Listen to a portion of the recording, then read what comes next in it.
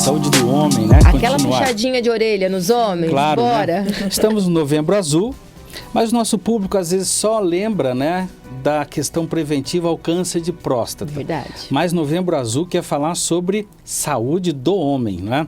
Tudo aquilo que envolve a prevenção e tudo aquilo que envolve diagnósticos precoces. Ótimo. Obviamente que o foco próstata tem a ver porque é a segunda causa que mais mata o homem brasileiro. Mas hoje nós vamos falar da principal causa que mais mata o homem brasileiro. Então, nesse sentido, Novembro Azul complementa-se, não é, com a análise disso. Quais são as doenças que mais afligem o homem? Essa é a minha dúvida, professor. Tem uma lista aí das doenças que mais acometem os homens? Qual que é a principal? Tem. A principal é o infarto agudo do miocárdio, é o ataque cardíaco, né? Então, todas as doenças cardiovasculares são as campeãs de incidência no homem. E depois começam os cânceres, né? Então, o câncer de próstata, câncer de bexiga, câncer de rim. Veja que é muito próximo, né? Nós falamos, inclusive, na semana passada, né? O indivíduo, às vezes, tem câncer de próstata, demora demais para ver isso, aí câncer de bexiga, câncer da bacia, né? Então, existem todos esses complicadores.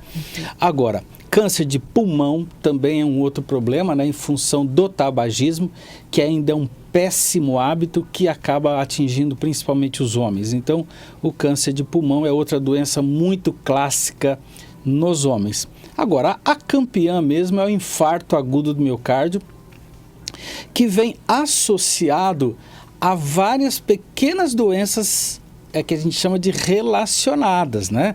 Porque a doença do coração ela não vem sozinha. Então, você tem o risco do diabetes mellitus, que interfere no coração. Ou a hipertensão arterial, interfere no coração. Então, como essas doenças paralelas também incidem no homem, acabam interferindo diretamente no coração. Professor, e os homens vivem menos que as mulheres. Por quê? Porque os homens são muito negligentes com relação à saúde. A mulher se previne mais. Há uma cultura, não é só no Brasil, viu? Há uma cultura do super-homem, não é? Há uma cultura do que é muito comum nesse país que tem uma característica mais machista. A gente, inclusive, está discutindo isso socialmente. E essa é uma característica que não é positiva no sentido de prevenção de doenças, né?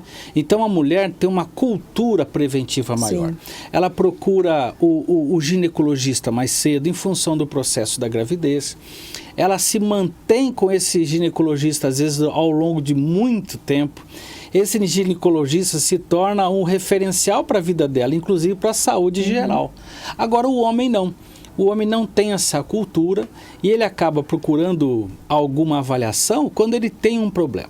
Então, o grande obstáculo do homem é essa cultura, né? Achar que ele é super poderoso e que não tem tempo, né? Outra desculpa, eu não tenho tempo, né? Não, a gente tem tempo, inclusive é uma forma de se prevenir, fazer diagnósticos precoces para que ele efetivamente não tenha essas estatísticas sobre ele. Então, o que acontece? O homem morre mais, né? E tem um risco muito grande de associar outras doenças, por exemplo, como o derrame cerebral. Às vezes ele não infarta, mas ele pode ter um derrame cerebral por causa da hipertensão arterial. Vamos lembrar o nosso ouvinte, hipertensão não dói, não coça e não arde. Ou seja, a hipertensão não tem sintomas. E aí o homem não se previne nesse sentido, quando ele vai ver, ele já está infartando ou ele já está tendo um derrame. Então, Meg, basicamente é por causa disso que o homem morre mais do que a mulher.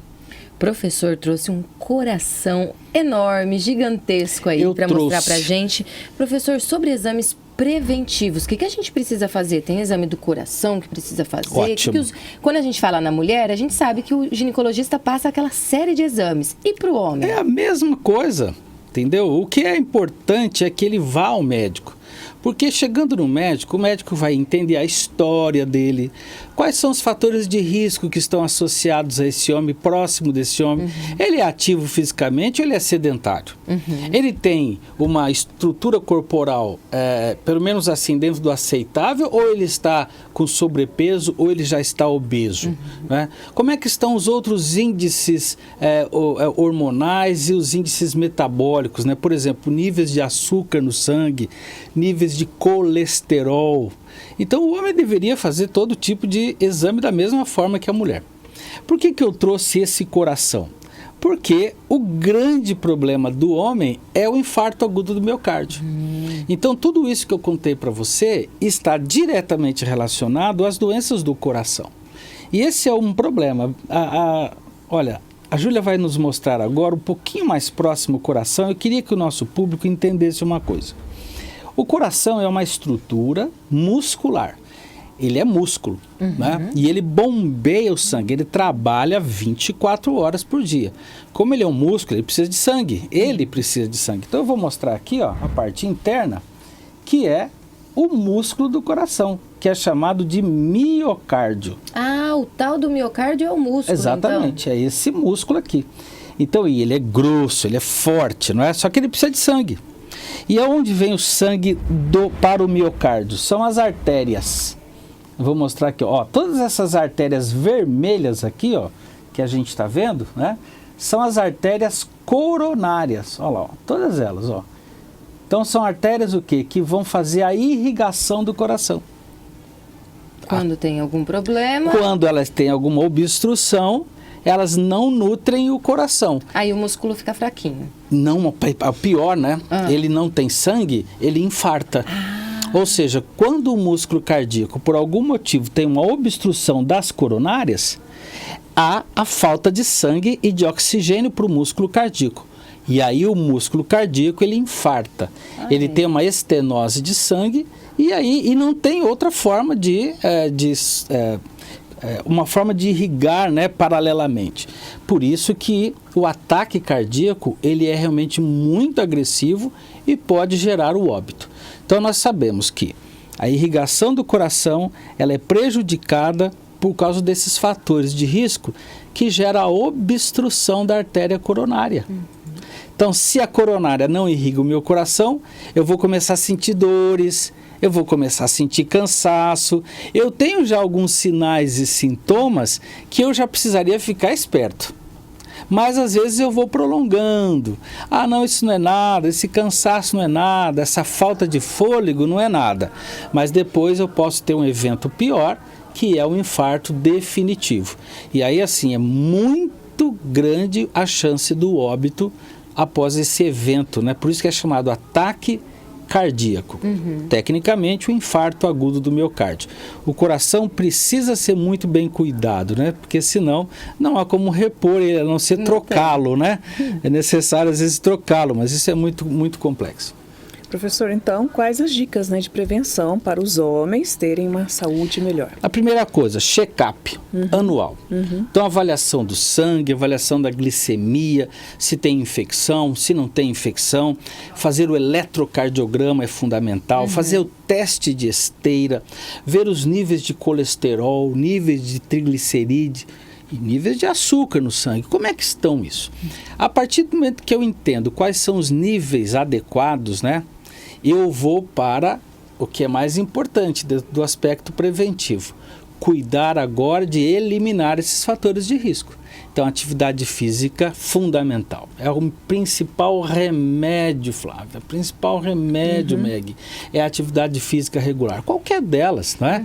A gente sempre brinca, né? O padrão 3-3-3. Sabe qual que é esse padrão? Não, professor. Conta pra gente. 3 caminhadas? Por semana, durante 30 minutos e que faça pelo menos 3 quilômetros. Perfeito. Isso é o mínimo.